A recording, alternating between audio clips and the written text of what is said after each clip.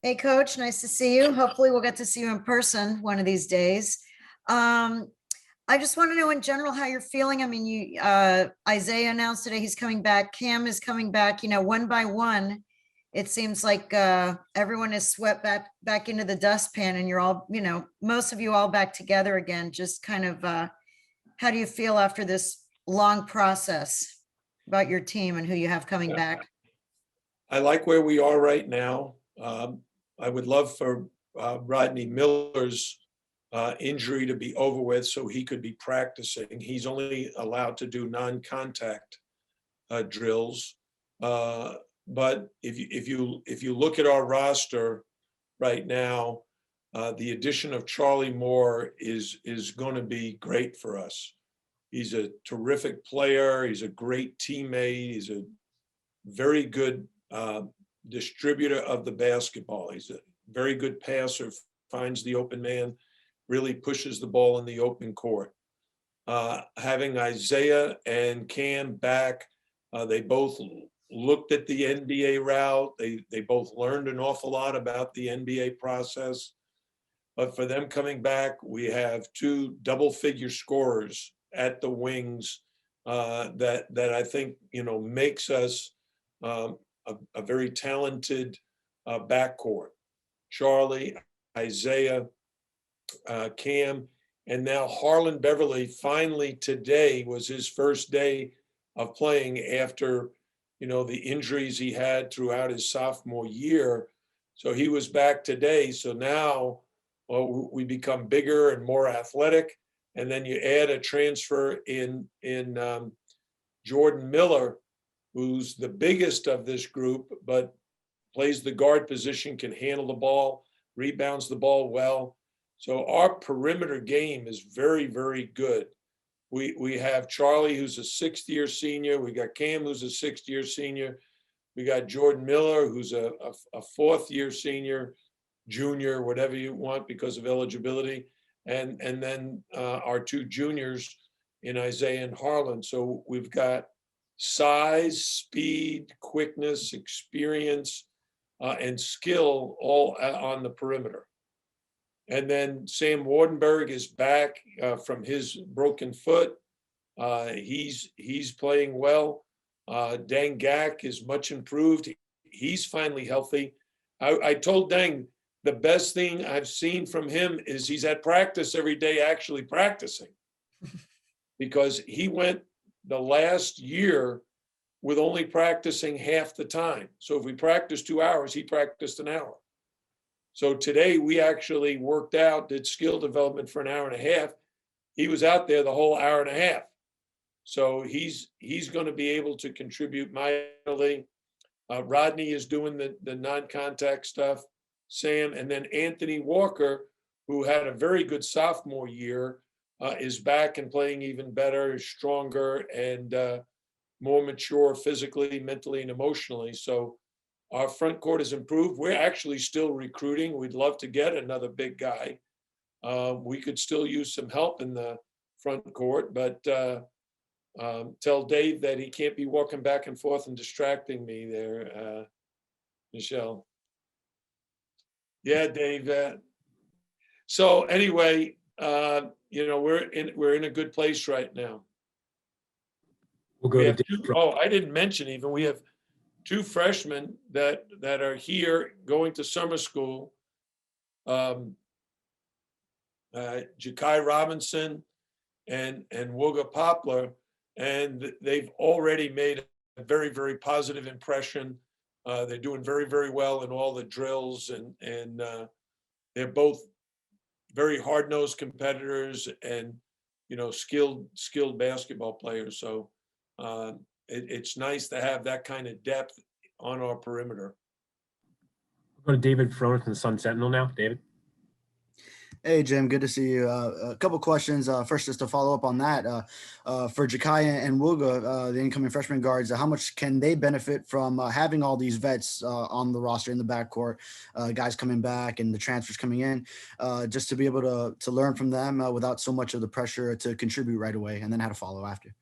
Yeah, well, I think one of the things about college basketball these days is it's It's almost like you have to play right away as a freshman. You got to start, average double figures, be considered an NBA one and done type guy. But quite honestly, the strength of our basketball program has always been in development. And I think Wooga and Jakai are going to really benefit from learning a lot as freshmen, both offensively and defensively, from an outstanding coaching staff.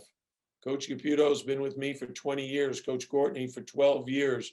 DJ Irving is a new member of our staff, but really doing a terrific job. Lamont Franklin and Jeff Dyer have been here 5 and 7 years. So we've got an experienced veteran group of coaches, and I think these young players will learn an awful lot.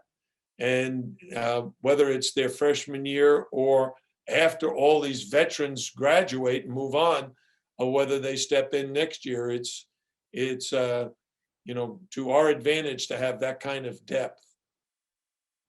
And I also wanted to get your thoughts on all the name, image, and likeness stuff starting up in college athletics. So we've heard a lot about football at UM, but I wanted your take from a basketball perspective. How much can your athletes tend to benefit from it? Here's what I understand about name, image, and likeness. And I don't know if this is true everywhere, but what we have told families of our recruits and even our own players, if you really want to pursue this, there's 2 things you need to do. The first, you either have to be very, very active on social media and have a lot of followers so that sponsors will want you to endorse their product. Or what I've encouraged the guys to do and encourage recruits to do is hire an agent, a marketing firm, somebody whose business is to create these opportunities for you. And I really think that's the best way. Now, a lot of people might say, why do you want to be dealing with agents? Well, that's their job. That's what they do. They can negotiate contracts for you, negotiate sponsorships for you, and you can make a substantial amount of money if you've got a good agent working on your behalf. We'll go now to Cal Friedman from WVUM. Cal. Hey, Coach, I just wanted to ask 2 questions about Sam Wardenberg. I'll start with this one. How has his progress been coming back after missing all of last season? Yeah, Sam basically missed from last September until about 3 weeks ago.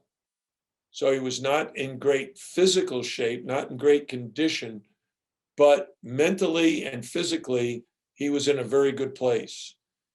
He was really working on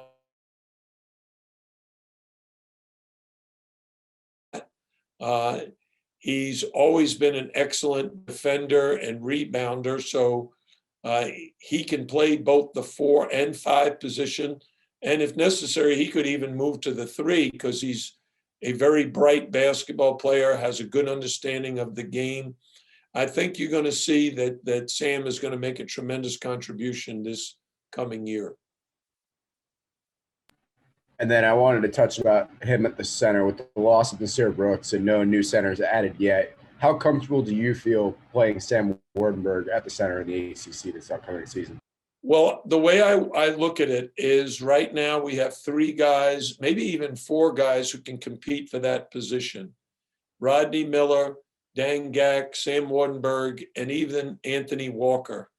Because so much of basketball today is a positionless game, and spreading the defense out and playing your most skilled and most athletic players. So those guys each play the game a little differently. Rodney Miller's offensive game is strictly in the low post. A guy like Dan Gack, his game is more of an athletic game, catching lobs and running the floor. Sam Wardenberg is more of a stretch 4 where he can go out and shoot the 3.